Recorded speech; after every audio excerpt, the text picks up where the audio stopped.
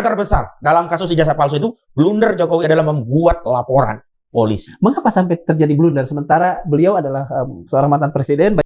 Jokowi dihindari bisa jadi karena dua hal. Pertama, takut ketularan penyakitnya. Kedua, takut ketularan dampak negatif dari posisi politiknya yang mau jatuh. Pak Jokowi, jangan cabut laporan Pak Jokowi. Kami sudah mengeluarkan effort yang besar untuk meneliti ijazah ini. Kami ingin paparkan itu di pengadilan. Saudara Joko Widodo itu hari ini harus bertempur hidup dan mati. Bismillahirrahmanirrahim. Assalamualaikum warahmatullahi wabarakatuh. Sobat Balilog, kasus ijazah Presiden Joko Widodo saat ini memasuki babak baru. Beberapa waktu yang lalu, Komisi Pemilihan Umum telah memberikan lembar kopi ijazah Presiden Jokowi kepada Roy Suryo dan kawan-kawan. Kini skeptisisme itu harus diteliti karena makin lama tuduhan-tuduhan bahwa ini sekedar teori konspirasi seharusnya perlahan-lahan meminggir, termarginalkan. Dan karena itu pada Balilog kali ini kami kembali menghadirkan Mas Ahmad Koziludin. Saya tidak harus menerangkan siapa beliau, tapi beliau adalah salah seorang yang sejak awal adalah persona yang sangat giat untuk menelisik kasus ini bersama-sama Pak Roy Suryo dan tim. Selamat datang kembali, Mas Kozil. Ya, selamat datang. Terima kasih undangannya nih. Ada sedikit musibah ya sebelum ini ya. Ya, alhamdulillah. Qadarullah, aman. Alhamdulillah. Ya. Saya langsung saja. Apa sebetulnya implikasi dari lembar yang diberikan oleh KPU kepada tim Roy Suryo, dan menurut Pak Roy Suryo itu adalah identik dengan lembar yang mereka pelajari dan mereka nyatakan palsu itu?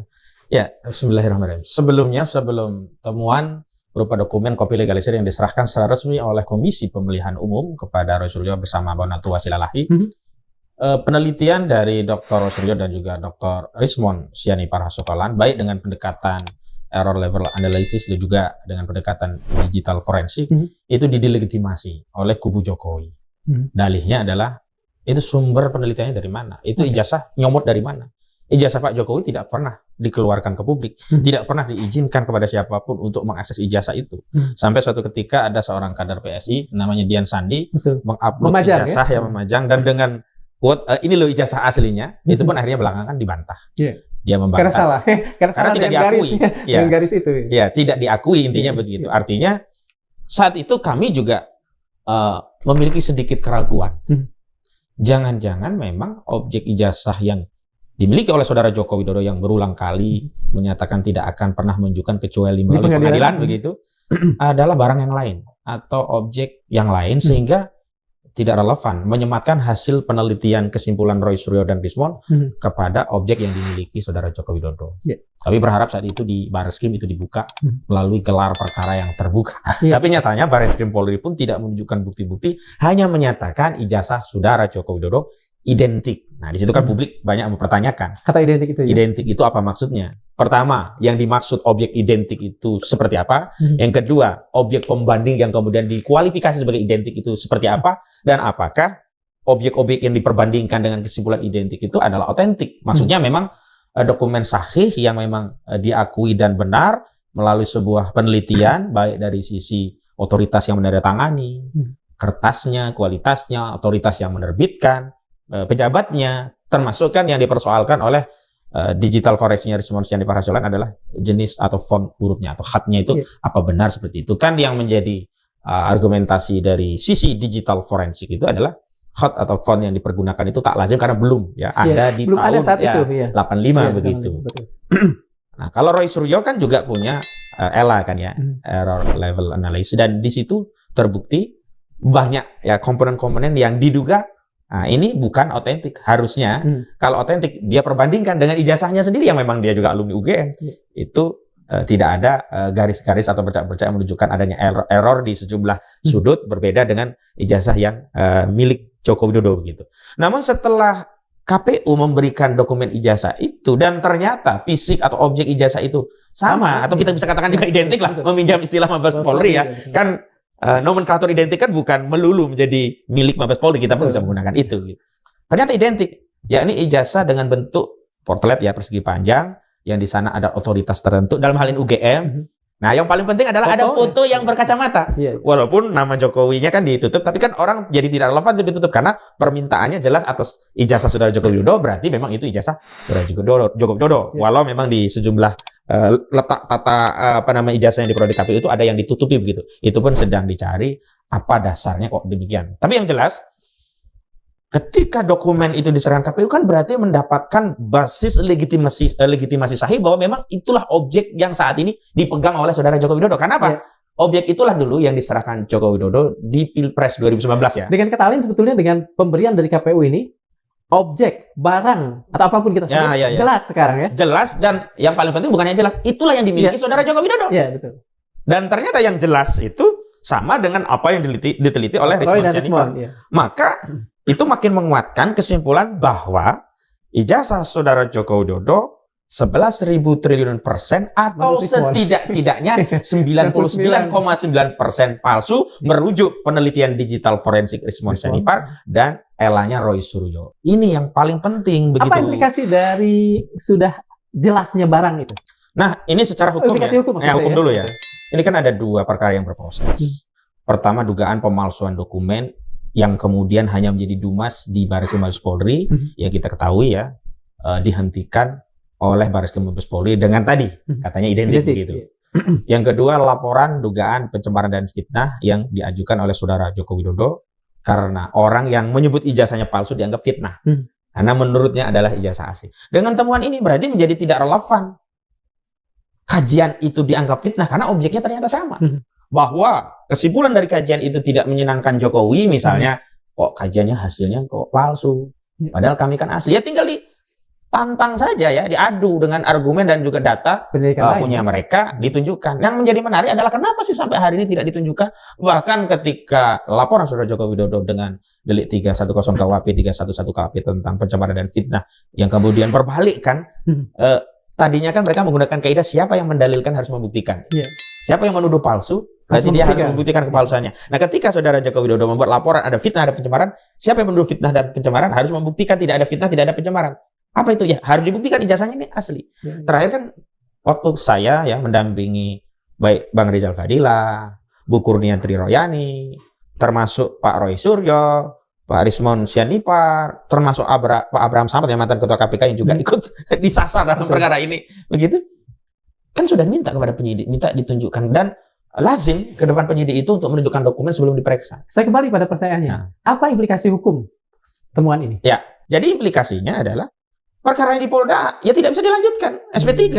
Perkara yang di Bareskrim harus dibuka kembali. Nah, saya akan sambung sedikit cerita yang saya potong tadi, bahwa saat penyidikan Rismon dan sebagainya tadi ternyata ijazah saudara Joko Widodo tidak bisa ditunjukkan penyidik dengan dalih bahwa ijazah itu sedang diteliti oleh Puslapor Mabes Polri. Jadi barang ini muter-muter. Katanya disita Polda. Nah, sekarang di Bareskrim Mabes Polri. Maka kemarin ya tanggal 6 ya kalau nggak salah kemarin tanggal 6 hari Selasa kami ke Bareskrim Mabes Polri. Kami minta untuk dibuka kembali dan kebetulan ya kan barang daripada saudara Joko Widodo ini kan ijazah ini kan masih disita oleh Puslapor Polri. Sekalian dibuka saja. Metodenya apa? Sudah tunjukkan ijazah itu, mari diteliti bareng-bareng. Roy Suryo diundang sebagai ahli, Rismon Sianipar diundang sebagai ahli. Silahkan datangkan ahli yang untuk membela saudara Joko Widodo. Tapi objeknya kan sudah merujuk pada satu objek tadi. Nah, kalau sudah begitu berarti apa? Berarti tinggal keberanian saudara Joko Widodo untuk menunjukkan ijazahnya sebenarnya. Yang selama ini kita juga nggak yakin apakah benar-benar disita oleh Mabes Polda sebelumnya, apakah benar-benar dibawa ke Puslapor Mabes Polri. Makanya dulu saya bernarasi sendiri ya. Kita harus jaga Polda, khawatir tiba-tiba kebakaran barang itu kemudian didalihkan terbakar. Habislah kita urusan ini. Nah, tapi yang menarik saya kaitkan dengan pertemuan saudara Joko Widodo 4 Oktober yang lalu, 4 mata, 2 jam menemui Presiden Republik Indonesia Prabowo Subianto. Itu kan tidak ada rilis resmi ya. Pembicaraan 2 jam itu apa saja. Setnya sih ya normatif lah, cerita tentang persoalan bangsa. Ngobrol soal perjuangan bangsa. Normatif lah begitu. Tapi kami meyakini salah satunya adalah saudara Joko Widodo sudah mulai meminta ya kekuasaan untuk turun membantu dirinya yang selama ini tidak bisa tertolong hanya menggunakan pengacara-pengacara untuk membuat laporan di Polda Metro Jaya. Ini analisis. Ya. Kenapa saya buat analisa itu? Karena memang sejak awal saat saudara Joko Widodo membuat laporan polisi, pengacaranya sendiri itu menceritakan di berbagai podcast bahwa saudara Joko Widodo itu pernah bertanya, kalau saya ingin laporan bisa dicabut tidak? Bisa. Artinya kan memang tidak kemudian punya kemauan berani untuk langsung ke pengadilan. Yang kedua, narasi-narasi yang dibangun oleh kubu saudara Jokowi pasca 30 April 2024 itu membuat laporan adalah meminta Roy Suryo minta maaf, damai, kita akan cabut, kita akan satukan bangsa, janganlah kita terbelah dan seterusnya. Termasuk ya sejumlah pendukung, baik itu dari relawan ya. Saya misalkan dari Projo, Wakatum Projo, ada kemudian dari Joman ya. Ada kemudian banyaklah yang bernarasi bahwa ya sebaiknya kita akhiri dan seterusnya begitu. Sisi yang lain saudara klien kami ya Roy Suryo dan Rismon yang lain itu kekeh enggak loh, kita punya basis gitu ya, legitimasi ilmiah. Ya. Jadi langkah Pak Jokowi untuk melaporkan Roy, Rismon, Tifa dan 12 yang lain, bukan 12 yang lain, 12 orang itu. Pengembangan lah ya, itu. Pengembangan itu sejatinya sebuah langkah yang salah yang justru membuka ini ya, membuka apa sampai kemudian si KPU harus menyerahkan. Waktu 30 April itu hari Rabu, masih ingat betul kami. Kami kan membuat deklarasi di Gedung Joang ya untuk membela Roy Suryo, Tifa Uzia Tiasuma, Rismon Sianipar dan juga Rizal Fadilah. Pada saat bersamaan saat itu kita mendengar saudara Joko Widodo membuat laporan polisi di Polda Metro Jaya. Nah, kami saat itu kompak menyatakan saudara Joko Widodo itu masuk jebakan, blunder. Kenapa? Karena ketika dia menjadi pelapor maka dia harus membuktikan laporannya dengan membawa ijazahnya. Nah, hari ini ketika narasi untuk berdamai itu ditolak mentah-mentah oleh Roy Suryo, mereka kewalahan dan akhirnya ingin mencari cara keluar dari kemelut ini. Bagaimana caranya? Kan dengan cabut kan malu. Masa nggak ada dasar perdamaian tiba-tiba cabut? Ya kan? Maju sampai ke pengadilan takut. Karena barang itu kan pasti akan diperiksa di peradilan dan akan disaksikan oleh seluruh rakyat. Dan kami sudah menyiapkan banyak pertanyaan untuk mencecar barang itu begitu loh. Baik legalitasnya, dari mana asal-usulnya, fontsnya, jenis kertas, dan seterusnya. Nah, kita baca bahwa mereka ya hari ini dalam posisi terjepit. Itu pertama pernyataan Dewan Pimpinan Pusat PSI, Partai Solidaritas Indonesia, Ahmad Ali yang meminta Presiden untuk turun tangan untuk menyelesaikan sengkarut masalah ijazah. Baik ijazahnya saudara Joko Widodo plus ijazah SMA Gibran Raka. Dengan kata lain sebetulnya Mas dan kawan-kawan menganggap bahwa Ahmad Ali saat itu sedang mempersonifikasi diri sebagai Jokowi. Tidak. Permintaan itu. Justru, itu sebetulnya permintaan Jokowi. Ya, itu sebenarnya upaya mereka untuk menyelamatkan masalah yang membelenggu Jokowi dan Gibran dengan turunnya kekuasaan untuk melerai. Nah, itu yang pertama. Kalau misalnya nanti kekuasaan, Pak Prabowo misalnya, kita kan menghormati beliau sebagai presiden. Meminta, ya udahlah damai, misalnya. Kemarin kan permintaan itu datang dari Pak Jokowi. Kalau datang dari Pak Prabowo, kelihatannya Pak Roy dan kawan-kawan akan bagaimana? Begini. Permintaan dari seorang presiden bahkan siapapun jika itu dalam kerangka untuk mengungkap kebenaran, menegakkan keadilan, ya mengangkat tinggi derajat kejujuran pasti dipenuhi. Misalnya permintaan untuk Pak Roy, ayo jelaskan apa yang menjadi dasar analisa Ella yang kemudian menyimpulkan oh ini bermasalah barang. Pak Rismon, ya coba teraskan secara digital forensik di mana sih masalahnya begitu. Misalnya dipanggil terpisah baru kemudian dikumpulkan. Oh itu akan dipenuhi. Tapi kalau kemudian permintaan presiden untuk mendamaikan antara al-haq dan al-batil, mengkompromikan atau mendamaikan sesuatu yang dusta dengan yang jujur, yang nggak akan diterima oleh Rasul. Ini urusannya wala talbisul haqq. Iya, ini urusannya bukan lagi soal siapa yang memanggil, tapi soal kebenaran apa yang hendak ditegakkan di Republik ini begitu loh. Kalau Roy Suryo, Rismon dan yang lainnya kemudian ya mengambil posisi berdamai dengan kebatilan, maka taruhannya bukan hanya mereka, tetapi masa depan bangsa Indonesia ini. Gitu. Makanya kalau presiden ya kemudian turun dalam rangka ikut menyelamatkan barang ini begitu katakanlah begitu, maka sejatinya presiden sedang tidak menyelamatkan saudara Joko Widodo, tapi presiden sedang memasukkan dirinya pada kemelut yang akan mendelegitimasi kekuasaannya. Ngapain presiden ikut-ikutan? Mas, sekarang begini, apa Mas bisa memastikan bahwa kopi ijazah atau salinan ijazah yang di KPU dan kemudian diterima oleh Mas Roy Suryo itu sama dengan yang dipegang di Barreskrim atau di Mabes Polri? Yang jelas sama dengan yang dimiliki Jokowi. Karena hari ini justru yang kita tunggu tinggal yang dari Jokowi. Kenapa? Aslinya lah. Ya. Karena begini, saat mendaftarkan barang itu dari pendaftar. Nah, saat pendaftar membawakan berarti diakui itu miliknya dan ini legalisirnya. Nah, sekarang ini sebenarnya tinggal menunggu kebenaran formil, yakni pengakuan saudara Joko Widodo bahwa itu benar miliknya, sekaligus menunjukkan ini loh rujukannya. Sementara kebenaran material sudah diperoleh oleh Rismon dan Roy Suryo. Apa kebenaran materialnya? Oh, bahwa ternyata barang yang mereka teliti itu sama dan hasilnya tidak berubah. 11.000 triliun palsu atau setidak-tidaknya 99,9% palsu.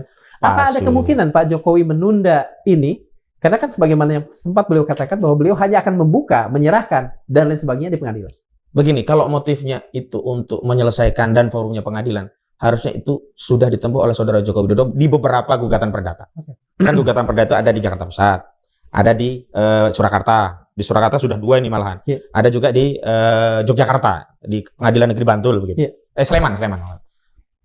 Kan di situ ada proses mediasi. Dan di mediasi itu kan para pihak dipertemukan. Dan dalam proses mediasi itu kan pihak penggugat minta ditunjukkan. Kalau bisa ditunjukkan bisa kita selesai di mediasi. Ternyata kan nggak ditunjukkan.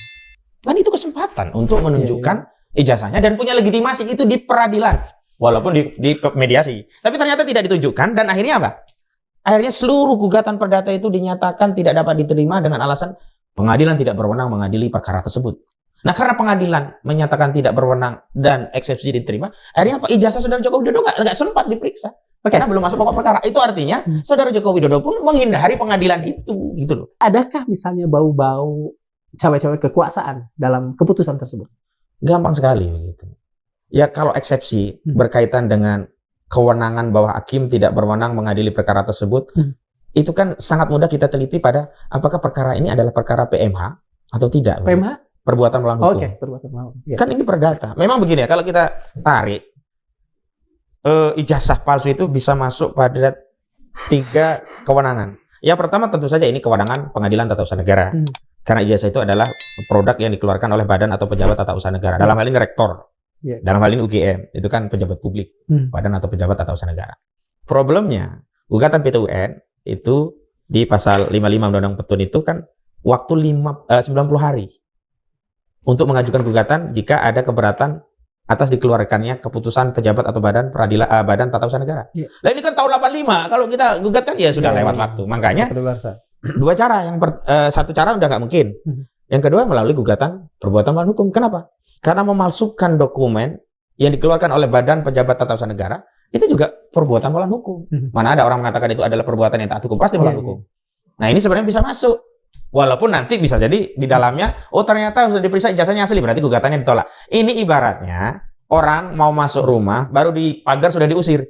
Padahal di dalam itu memang ada kopi. Dia mau kopi, tapi ini bukan jualan kopi. Harusnya kan kalau bukan jualan kopi, masuk aja lihat sendiri tuh, ada nggak kopi gitu. Nah, ini yang menjadikan ijazah saudara Joko Widodo itu tidak kunjung ditunjukkan ke pengadilan karena pengadilan ikut melindunginya dengan cara menyatakan tidak dapat diterima sehingga tidak masuk pokok perkara. Berbeda kalau pengadilan berwenang, ya kan, kemudian mengadili, ternyata ijazahnya ditampilkan asli dan ditolak. Nah, kalau ditolak itu berarti sudah mengadili pokok perkara.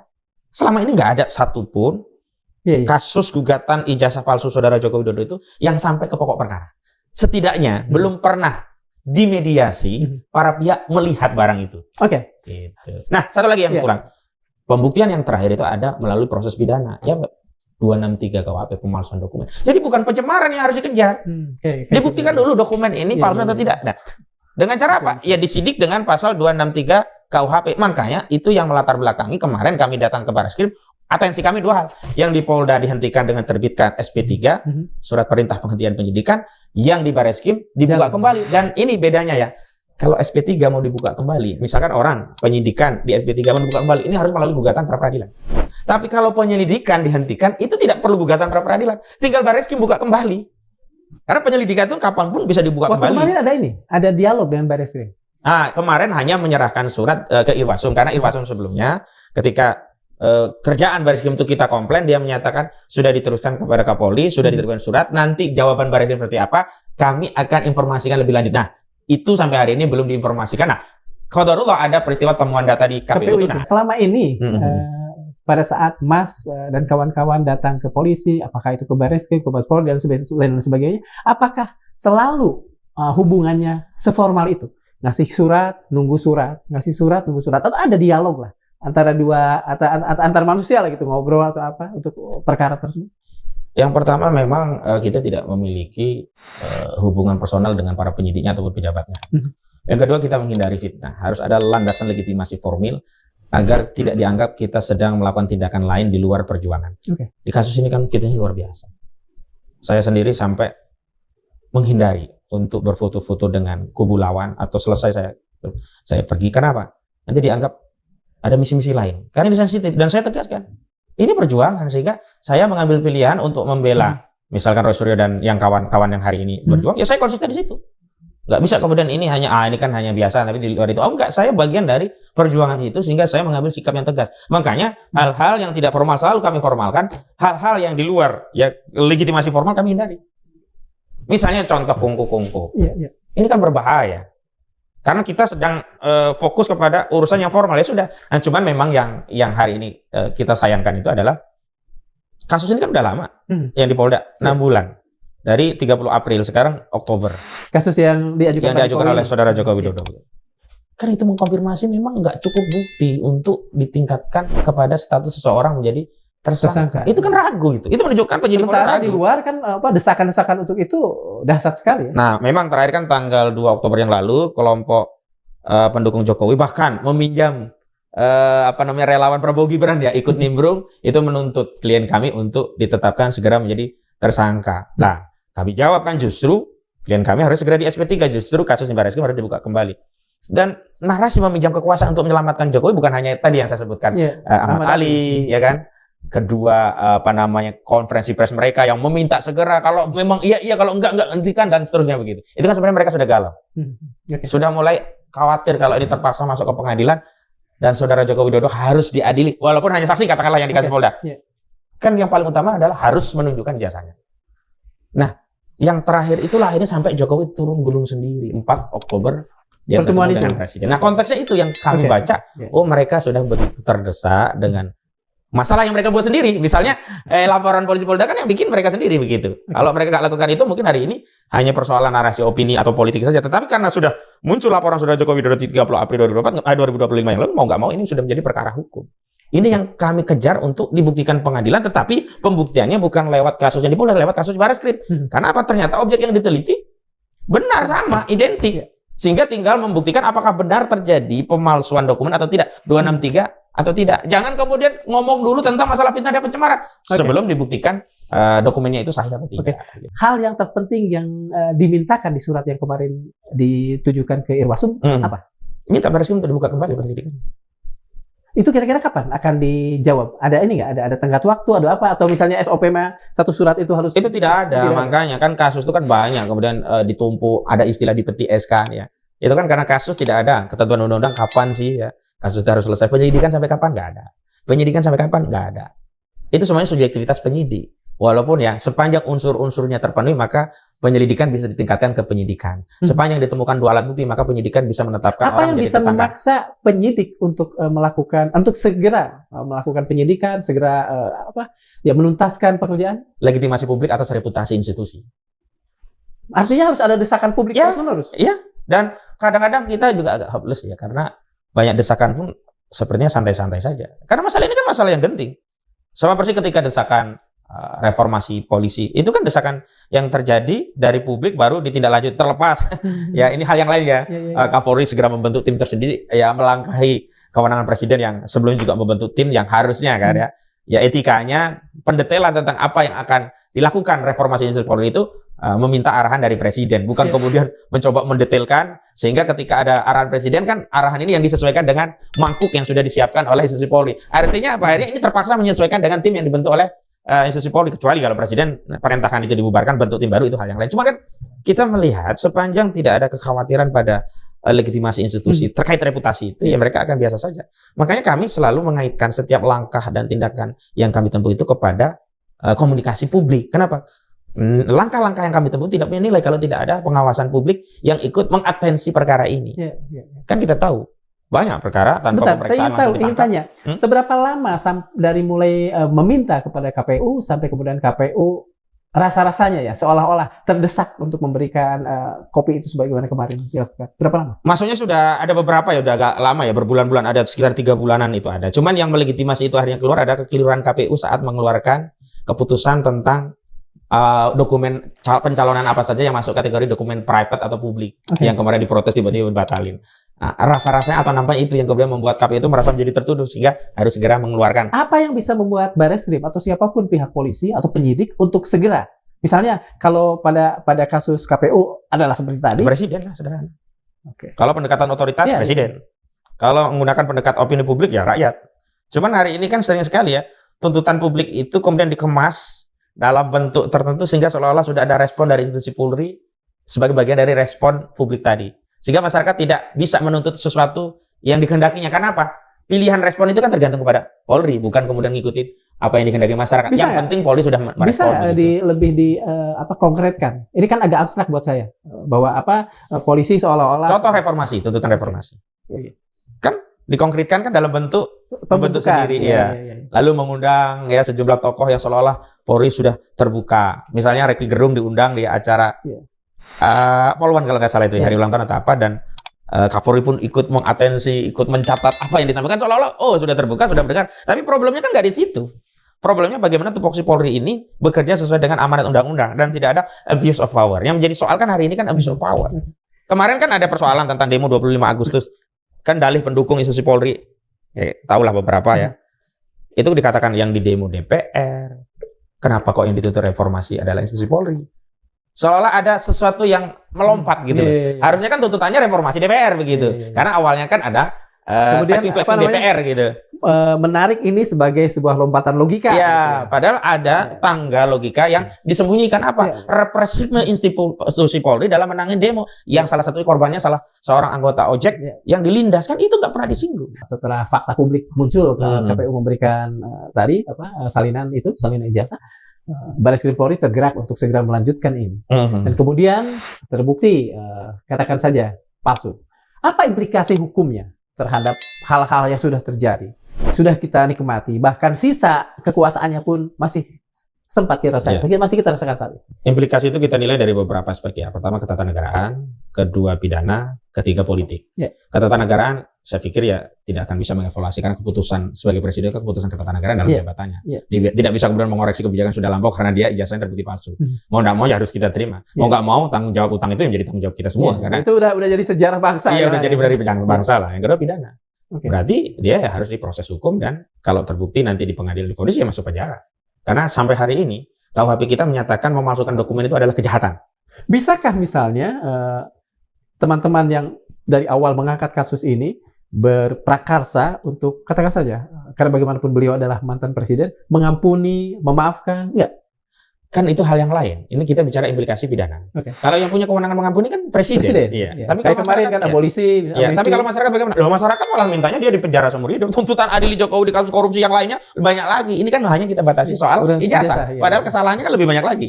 Nah, yang ketiga adalah soal politik. Nah, ini tentu akan berdampak luas pada politik. Setidaknya, pertama, otoritas yang berkuasa hari ini bisa lepas dari intervensi kekuasaan sebelumnya. Sehingga kita harapkan ada kebaikan. Karena apa? Bayang-bayang kekuasaan yang merusak ini bisa lepas sehingga ya penguasa yang hari ini diberi amanah itu bisa menatap ke depan dan benar-benar berpikir untuk rakyat. Kedua, aktor-aktor yang mengganggu kekuasaan yang merupakan bagian daripada kekuasaan Jokowi juga, relawan, orang-orang dan seterusnya, itu juga akan lepas dengan sendirinya. Maka kalau saya lihat, Saudara Joko Widodo itu hari ini harus bertempur hidup dan mati karena dia tidak bisa melepaskan. Karena itu kita lihat, padahal rekomendasi dokter seharusnya dia tidak kemana-mana karena sedang sakit. Kemarin di undang-undang HUT TNI hari ulang tahun kan dia nggak bisa hadir karena menurut sekretaris pribadinya ya atau siapa itu, dia dinyatakan sakit dan tidak boleh terkena paparan sinar matahari langsung.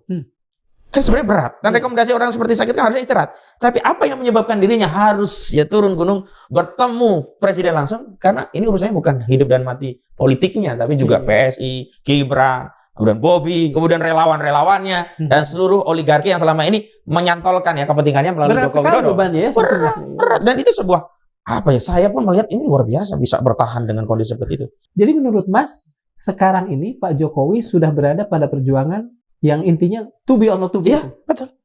Dan beliau akan sampai tidak ada langkah yang bisa dia lakukan kecuali memang dia harus menerima itu. Dia sendiri sekarang mendrive partai PSI untuk terlibat dalam isu ijazah palsu. Sebelumnya PSI nggak pasang badan, sampai ada seruan di internal PSI bahwa hari ini kader PSI harus bersuara, nggak boleh diam. Saudara Jokowi kan disebut sebagai simbolnya tokohnya PSI, harus dibela. Dan narasi ini kan nggak muncul sebelumnya, dianggap ini kan angin lalu, cukup oleh relawan saja. Ternyata tidak, partai betul-betul. Kenapa? Karena hari ini Saudara Joko Widodo teralienasi secara politik. Tidak ada satupun partai yang hari ini pasang badan untuk kasusnya khusus di ijazah palsu ini, kecuali PSI. Tokoh-tokoh politik itu juga pura-pura buang badan, pura-pura nggak kenal begitu. Jadi hari ini hampir bisa dikatakan analoginya ya, walaupun kurang tepat. Jokowi dihindari bisa jadi karena dua hal. Pertama, takut ketularan penyakitnya. Kedua, takut ketularan dampak negatif dari posisi politiknya yang mau jatuh. Ibarat bangunan lah. Kalau bangunan itu sudah rapuh, kita tidak mau terlibat menjadi tiang penyangga. Karena alih-alih bisa menjaga bangunan itu, kita ikut runtuh bersama bangunan yang rapuh itu. Dan hari ini, orang-orang sebelumnya berkelindahan bersama Saudara Joko Widodo yang selalu menyatakan menurut Pak Jokowi, istilahnya, kalau dulu harmokonya Soeharto lah, hari ini kan pergi semua. Dan memang itu sesuatu yang normal saja, karena politik kan sekarang kan beliau sudah bukan lagi presiden. Ya. Kan ada juga kata pemeo semacam ini, tikus-tikus meninggalkan kapal yang akan karam. Betul. Saya sudah ditinggalkan. Apalagi benar-benar karam begitu. Tapi yang kami concern dalam kasus ini adalah bahwa kasus ini harus sampai ke pengadilan. Sebetulnya perjuangan yang Mas lakukan juga untuk membantu Presiden Prabowo agar lepas dari kekuasaan lama, dari belenggu lah, katakan kalau itu sebuah belenggu. Bahkan bukan sekedar membantu presiden. Perjuangan kami sebenarnya membantu negara. Karena kita tidak boleh mengasosiasi negara dengan presiden. Iya, betul. Kenapa? Kalau presiden bisa lepas dari intervensi kekuasaan atau pengaruh yang bukan dari dirinya, yang membuat dia tidak bisa independen menata masa depan bangsa dan negara. Dampaknya kan kepada negara, dampaknya kepada rakyat. Intervensi ini sebetulnya nyata atau hanya cerita omon-omon di antara dalam teori konspirasi nyata saja? Kita lihat dari komposisi menteri, kabinet menteri misalnya, itu kan orang-orang yang sebelumnya menjadi tangan-tangan Saudara Joko Widodo di kabinet yang lama, dan bukan berarti presiden hari ini tidak punya orang lain yang lebih tangguh dari yang hari ini ada dalam pentas kementerian kita kan. Ya, buktinya ada Sri Mulyani pergi pun penggantinya juga langsung ada, dan tidak ada problem yang sebelumnya kan seolah-olah kalau Sri Mulyani pergi hancurlah Indonesia begitu. Ternyata biasa-biasa saja begitu. Dan itu yang selalu kami narasikan, bahwa kami tidak sedang bermusuhan atau berlawan dengan presiden. Bahkan kami sedang memberikan legitimasi bagi presiden untuk mengambil kebaikan dengan mengeluarkan kebijakan yang pro terhadap rakyat. Contoh dalam kasus PIK 2. Akhirnya kan PIK 2 termasuk BSED tidak lagi dimasukkan sebagai PSN di 2025-2029. Artinya kan dicabut status PSN. Dan itu kan membuat apa? Membuat presiden menjadi mudah untuk mengambil keputusan itu, karena sebelumnya ada kritik besar. Pagar laut, perampasan tanah, yang sampai hari ini pagar laut akhirnya berujung dengan diadilinya tindak pidana korupsi Arsin dan kawan-kawan. Tadi kepala desa kawan. Walau tadi kami di Serang kami membangun argumentasi jangan berhenti di recehnya. Harus kepada korporasi penikmat daripada pagar-pagar itu atau wilayah laut yang dijadikan SHGB itu. Barreskrim dulu dengan segera menyatakan identik. Apakah keputusan itu menurut Mas sekarang ini sebenarnya adalah sebuah keputusan yang prematur? Begitu cepat diputuskan tanpa melalui penelitian yang cukup gitu. Pertama, karena itu di konteksnya dalam tahap penyelidikan ya. Jadi keputusan menetapkan itu sebagai identik itu sebenarnya tidak terlalu bermasalah. Karena kapanpun bisa dibuka kembali. Namanya juga penyelidikan, belum penyidikan. Yang kedua, kita kan bicara tentang hasil itu kan berkaitan dengan sumber objek yang menjadi rujukan kenapa hasil pemeriksaan itu muncul seperti itu. Kan sangat gampang sekali kalau dikatakan dulu hasilnya demikian karena data-data yang jadi rujukan demikian. Dan hari ini ada perubahan karena datanya ada perubahan. Jadi kalau kita hari ini sedang membangun narasi, apakah kita bisa membangun kepercayaan kepada Barreskrim dengan membuka kembali kasus ini? Justru kebalik. Seharusnya hari ini Barreskrim, institusi Polri harus mengubah kebijakannya untuk menimbulkan trust publik kepada institusi ini gitu loh. Bukan kita yang kemudian berbondong-bondong untuk memberikan legitimasi dan mempercayai institusi ini. Hari ini justru Barreskrim yang punya kewajiban untuk memperbaiki kinerjanya agar kinerja Barreskrim, reputasi Barreskrim dipercaya publik. Dalam pandangan Mas dan kawan-kawan, apakah memang sudah ada distrust dari publik? Jelas. Misalnya? Saya contohkan saja kasus-kasus yang sudah menjadi bahan kritikan klien kami yakni Rismon Sianipar Hasyolan. Itu kan menunjukkan bahwa kita tidak hanya merujuk kebenaran dari otoritas, tapi secara material, apakah otoritas tadi benar-benar menjalankan fungsinya atau dia tidak melakukan apa yang disebut dengan abuse of power. Ternyata kan Barreskrim dalam beberapa kasus, walau kita tidak katakan semuanya, tetapi anomali itu kan cukup untuk menilai bahwa mungkin terjadi kekeliruan atau mungkin terjadi masalah di Barreskrim. Misalnya kasus Joshua Huta Barat, kasus Vina Cirebon, kasus kopi sianida, kasus KM50. Kalau itu cuma satu, mungkin kita katakan itu anomali saja, tapi ini terlalu banyak kasus. Dan itu yang tampak di permukaan. Belum lagi pengalaman masyarakat yang banyak berurusan dengan polisi. Kan sekarang banyak pameo di masyarakat. Yang lapor polisi lah, nanti hilang kambing, lapor polisi malah sapi yang ikut hilang. Nah itu kan satu pameo atau satu sindiran atau satire dari masyarakat yang mengkonfirmasi memang kepercayaan publik terhadap institusi ini rendah sekali gitu. Nah, kalau sudah begitu kan sebenarnya kasus ijazah palsu kan menjadi titik tolak bagi institusi Polri untuk memperbaiki kinerja reputasi dari institusi Polri sebagai penanda bahwa institusi Polri memang jujur akan mereformasi. Apalagi misalnya kasus ini tuh dikatakan saja dicermati oleh sekian banyak orang ya. Bisa dikatakan seluruh rakyat mencermati kasus ini ya kan. Kalau melibatkan presiden. Iya, kalau dulu waktu Bambang Tri mungkin sebagian saja, tapi hari ini setelah kasus ini ya diungkap kembali oleh orang-orang yang secara otoritas itu bisa dipercaya. Berbeda dulu Bambang Tri kalau membuat penelitian, siapa sih dia, kira-kira begitu. Kalau hari ini kan pertama ya gelarnya doktor, ya kuliah, dan itu juga alumni UGM sendiri, sehingga nggak mungkin dong kalau motifnya itu mau menjelek-jelekan UGM. Justru mereka ini sedang melindungi marwah, membersihkan ya UGM dari sesuatu yang keliru menurut mereka begitu. Dalam kasus inilah ya, kalau misalnya nanti terbukti UGM terlibat, apa yang akan atau bisa dilakukan secara hukum untuk UGM? Pada UGM-nya atau pada apa namanya person-person yang lancung di sana? Ya, dalam pendekatan hukum pidana itu tidak ada ya pertanggungjawaban pada institusi, pada personalnya. Maka ada naturalist person atau pribadi sebagai penanggung jawab secara pidana, dan nanti kalau diberi sanksi ya sanksinya terhadap pribadi tadi. Yang kedua, secara ketatanegaraan juga tidak ada institusi itu kemudian dievaluasi secara frontal, misalkan dibubarkan karena kesalahan pejabatnya. Maka ya yang kena pejabat-pejabat yang terlibat atau turut serta, paling nggak ya 55 ayat ke-1 KUHP kalau dia terlibat atau turut serta memberi bantuan atau memberikan sarana untuk melakukan kejahatan. Sementara kejahatan utama ya ini 263 siapa yang memalsukannya, 264 yang menggunakan barang palsu itu siapa, itu tinggal diteliti. Dan yang menjadi soal itu adalah apakah ketika ini dibuka dan kemudian ketahuan yang salah akan cepat merecovery reputasi UGM. Nah, menurut saya ini malah cepat merecovery ketimbang kasus ini seperti ini. Karena apa? Misalkan langkah dari UGM yang menyatakan tidak memiliki data karena datanya konon hari ini semuanya disita oleh Barreskrim. Nah, itu kan dibaca oleh publik, oh kok dalihnya penyitaan sehingga publik tidak bisa mengakses dokumen-dokumen yang itu sebenarnya bisa dikeluarkan untuk membuktikan kesahihan ijazah Saudara Joko Widodo. Begitu ya, misalnya begitu. Nah, artinya semakin lama kasus ini justru semakin kasihan pada UGM. Dulu kan sempat ada pikiran bahwa UGM tidak terlibat. Kan bisa begini. Darmawan Sepriosa kemudian bikin ijazah di mana ijazahnya saya pilih UGM, bukan misalnya universitas yang lain. Tapi makin lama kemudian ada pendapat masyarakat yang melibatkan UGM, artinya person-person di UGM.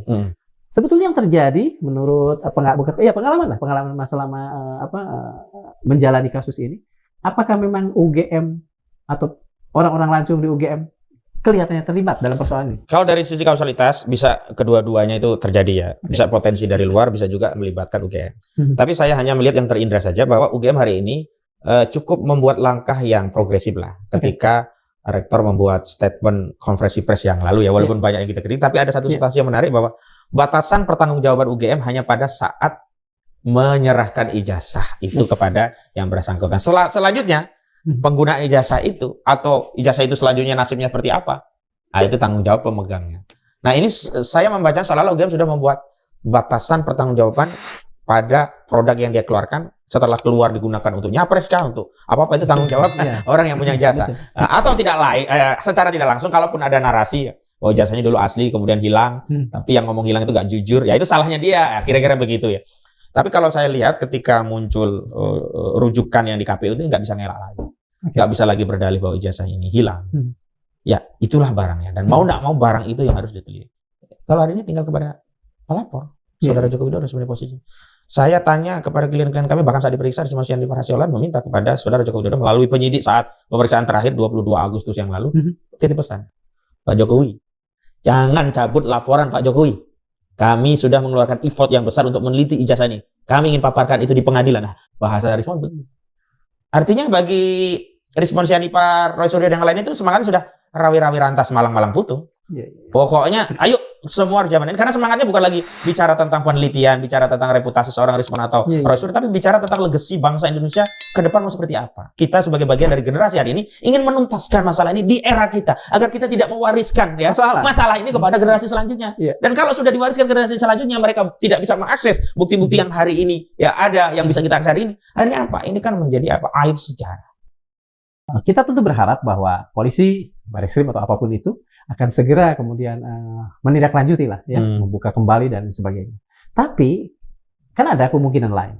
Kemungkinan lain itu adalah tidak. Nah, tidak ini apakah bentuknya mereka akan menolak atau mereka akan buying time sebagaimana yang tadi Mas katakan bahwa untuk penyidikan tidak ada batas waktu dan sebagainya. Memang skenario penyelamatan ijazah Joko Widodo itu kami baca beberapa skenario ya. Misalkan polisi menerbitkan SP3 sehingga tidak perlu diperiksa di pengadilan. Itu untuk kasus yang di Polda. Sementara kasus yang di Bareskrim juga dihentikan. Padahal ini adalah tindakan yang bertentangan. Kenapa? Tidak mungkin orang menyatakan itu ijazah itu asli, ada kasus fitnah. Iya. Sebaliknya tidak mungkin kasus fitnah itu dihentikan kalau ijazahnya itu tidak asli, tidak palsu. Berarti kalau Polda dihentikan di SP3, Bareskrim harus lanjut. Nggak ada pilihan kemudian Poldanya dihentikan di SP3, Bareskrimnya juga tidak dibuka kembali kasusnya. Tapi skenario ini mungkin saja muncul. Itu penyelamatan kasus ini pertama oleh institusi kepolisian. Yang kedua, penyelamatan kasus ini melalui institusi kejaksaan. Jadi hasil penyelidikan dikirim ke jaksa, kemudian jaksa mengeluarkan kebijakan SKPP. Ya, surat keterangan penghentian penuntutan, nanti alasannya bisa jadi karena deponering, penyampingan kasus demi kepentingan umum yang lebih luas. Daripada nanti udahlah kita deponering saja. Nah, ini minjam wewenang jaksa. Itu pada saat deponering Roy Suryo dan kawan-kawan tidak bisa melakukan apapun ya? Ya tidak bisa, itu kewenangannya dari jaksa. Atau yang ketiga bahkan meminjam otoritas presiden dengan apa? Abolisi. Seperti yang Tom Lembong. Bukan amnesti ya? Kalau abolisi kan setelah jelas, bukan? Setelah jelas bersalah, bukan? Abolisi itu kan penghapusan. Kalau amnesti, pengampunan. Kalau pengampunan udah salah, kalau abolisi itu, perkara yang dianggap hapus, nggak ada. Jadi nggak ada penuntutan. Bisa saja Presiden yang mengabolisi kasus ini peluangnya besar nggak abolisi untuk Pak Jokowi ini? Kasus Pak Jokowi? Nggak besar kan? Besar. Karena itu juga kan, Presiden yang harganya terlalu mahal lah ya. Iya, tapi presiden juga karena presiden yang terlalu berisiko. Nanti dianggap presiden melindungi jasa palsu. Iya. Karena itu kecil kemungkinan. Kecil. Yang masih mungkin di institusi kepolisian yang hari ini kami menduga masih di dalam kendali kekuasaan Saudara Joko Widodo. Non formal ya, kekuasaan non formal ya. Maka ya dalam waktu ini ya kalau kami sih tinggal lihat apa yang mau dikeluarkan ya kita jabarin begitu. Senjata-senjata itu bergulir dari itu. Kenapa? Maunya mereka sebenarnya rencananya setelah lapor, Roy Suryo ketakutan, minta maaf Pak, ya kemudian damai, terus membangun konferensi pers bersama demi persatuan bangsa. Kita sudahi polemik ini, kita lupakan masa lalu, yuk kita menatap masa depan. Ternyata Roy Suryo dan kawan-kawan tidak masuk dalam skenario ini. Mereka ngotot. Dan ketika mereka ngotot, bingung ini. Mau cabut sepihak malu, kenapa dulu bikin laporan? Mau lanjut juga babak belur. Itu ada blunder buat blunder terbesar dalam kasus ijazah palsu itu. Blunder Jokowi adalah membuat laporan polisi. Mengapa sampai terjadi blunder? Sementara beliau adalah seorang mantan presiden, banyak orang di sekelilingnya. Tak ada gading yang tak retak. Setiap orang dengan kapasitas apapun, bahkan dianggap sempurna apapun, pasti ada celahnya.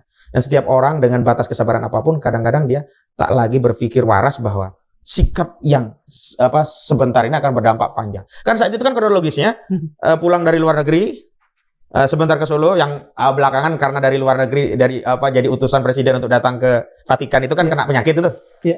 Nah, itu kan yang kemudian tidak lama kemudian membuat laporan yang dia merasa bahwa dia sudah dihinakan sehina-hinanya, dicemarkan, direndahkan sederhana. Ini hafal banget.